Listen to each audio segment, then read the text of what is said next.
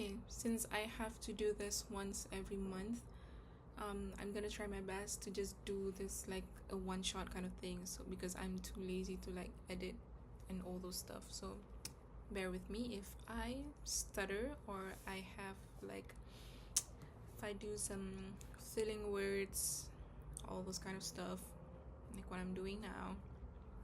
Anyway, so the movie that I watched in January is Note from 2022 by Jordan Peele.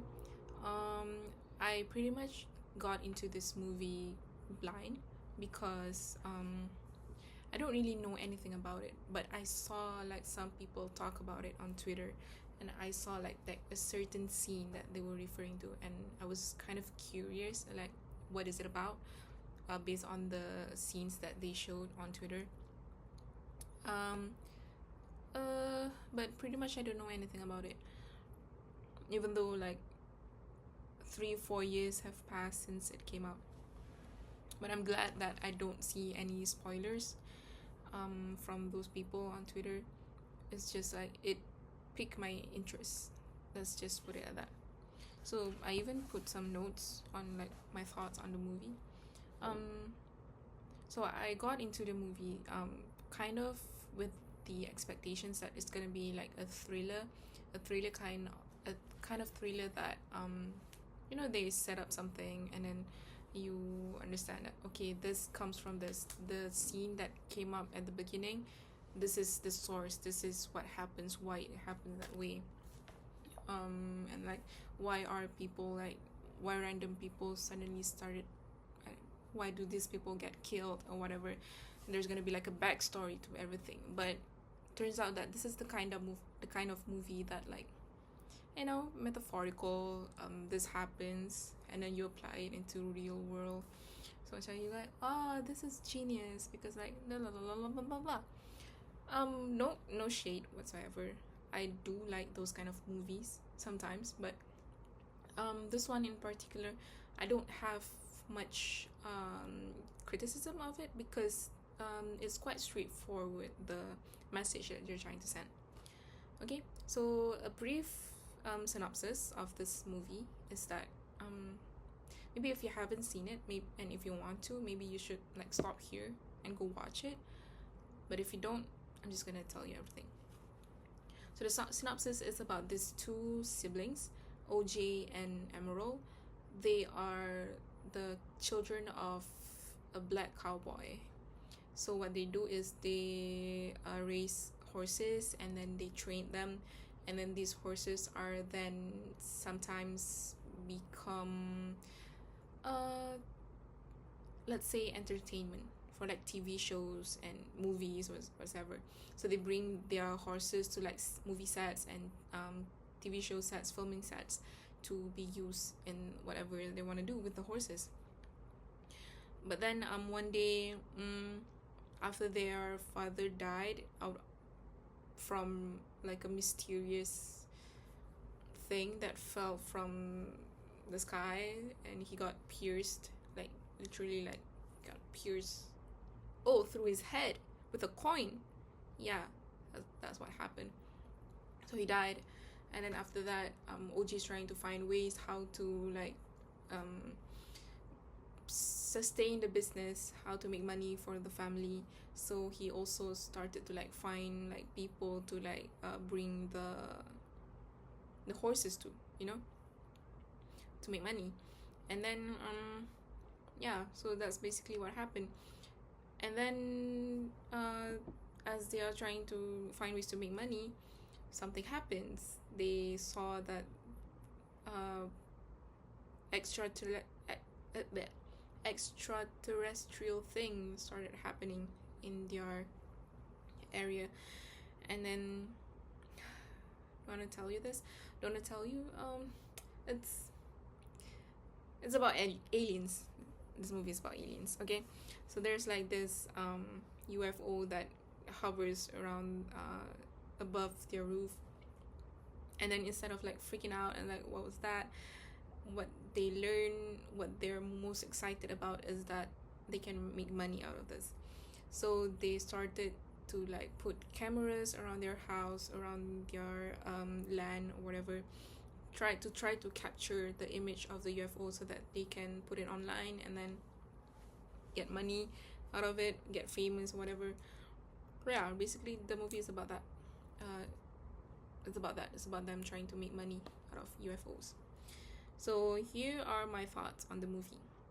I think the main message on the movie is that, not the main message, this is something that I got, which is people will do anything for content, as in online content. Yeah, because like this situation, it's apparent to them that it's very dangerous to get close to the UFOs, because these UFOs, they literally suck people in, and then they saw that right after the people got sucked inside the UFO, you don't know what happened in there, and then suddenly it bleeds out, and like literally bleeds out out of the UFOs. And so obviously it's a very dangerous situation that they're going through. But these people, they don't stop. They went even further to get the footage of these UFOs. They even got like a, was it a popular, I don't know if I think I missed this part, but I don't know who this guy is, but I think it's like a director or something who's very passionate about this extraterrestrial stuff. So they even got him into whatever the idea that they're doing, to try to record this video, this footage of UFOs. And then so they got together as a team. And then they have all this planned out. They already know, they learn like what to do, what not to do in, well, around this UFO kind of thing. And then these people, and yeah, and then there was this one scene where like a guy who said that he's from TMZ, he was on a motorcycle, and then he got through that area. And then the thing about the UFO has gone out, like people know about it. And then he was like, what are you guys doing, like what actually happened here, blah blah blah. And then OJ and his sister and the team saying that, get away from here, this is not safe, you don't know what you're doing, you should like go someplace else, you don't need to take footage for your own TMZ, whatever, blah blah blah. But then he ignored it, and then he went through, and then even though they said you can't, he went, and then obviously it didn't work out very well for him. And yeah, it happens, something happens to him. So yeah. And then there's also a scene where the UFO has arrived, and then this film director, I think he got very obsessed, like he wants this footage so much. He wants like very close-up footage.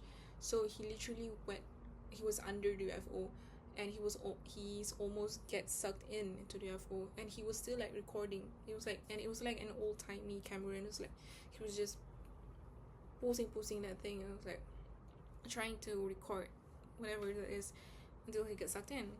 And like at that point, your first instinct was to like save yourself, but because you're really obsessed with the idea of having that footage, he was just like, gotta keep going, I'm here, I'm already here. Anyway, yeah. And then the second note that I have is that Nope, the title, how many times the characters said it. I didn't like do it. I didn't realize this until halfway of the movie, but like I noticed they said the movie title quite a few times. I think it'll be a good like drinking game or whatever halal game that you can do. So every time like they say something like nope, and I'm like, and like that Leonardo DiCaprio meme. Like, Do you think like Leonardo DiCaprio's parents know that he's gonna be an actor? Because like I cannot imagine like a normal person having that name. Is that his actual name, or like is that his stage name? Yeah, I think like I bet they like we want this kid to be an actor, so your name is Leonardo DiCaprio. I was like, wow, like I don't think there's anyone else beside of him that has that name. That's crazy. Yeah. And then my third note is that what they're doing will be irrelevant today because of AI. Can you imagine that this movie is only like 3 years ago, and like with the emergence of AI, the thing that they're doing can be like irrelevant. So like you cannot make this movie in this year because people are just gonna be like, why would they go through all that? Because like people are just gonna say that it's AI, right? So it makes sense in that time. But today, if they were to do it, like imagine people like actually witnessing like this extraterrestrial events, and then they wanted to record it, and they did, and they go through all that, and they did, and they post it online, like look at this, guys, we did this. It's right behind our house, and because people are gonna be asking like, Grog, is this AI? Grog, is this AI? It's like everything that you do is gonna be like so downgraded, I guess. Like people are gonna question it because like, yeah, I hate AI. They like ruin everything. Okay, my note on number 4, there is some unanswered questions. I think this is more on the symbolic kind of thing, like what are these things symbolizing. So in the beginning of the movie, there was this scene where like a chimpanzee killed people on set on a show. Basically there's this live show where a chimpanzee is a character in the show. So it's like a family trying to celebrate the chim's birthday, but because something happens and then the balloons pop off, and then the chim got like scared, I guess, and protective of himself, so he started to like go rampage, like killing everyone on set. Like not everyone, some people on set. It was like brutally murdered by that chim. So it was like, and then in the scene right after the chim like got calmed down, there was a scene where like one shoe of a character is like standing up just like that. So it's very peculiar for that to happen, because for that to happen coincidentally it's quite unlikely for a shoe to stand up on its own like that. At first I was like, maybe it's like a foreshadowing that an extraterrestrial being exists, so this is what happened, like they exist and they're the one controlling this. But then thinking again, I don't think that's it. I think it's like somehow, I don't know, I think it's just, yeah, it's an answer. Maybe I'm not smart enough for that. And then second, about the coin that shot through the father's head, it was also shown again in the next scene, like when they're in the hospital. It's like there was a scene where they focus on the coin. I was like, this is gonna come up later. It doesn't. It did not come up. It doesn't. Yeah, it did not come up. So those are my 2 unanswered questions. Number 5. My note is my final note: animal cruelty or cruel animal. Basically, this movie has a lot of themes going on about like animals being put into situations that they cannot consent in, I guess. Like that chim, he cannot consent on being on the show. He just have to do whatever those people like ask him to do.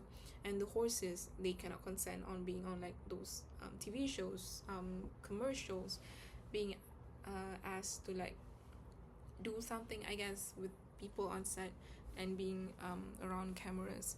So it kind of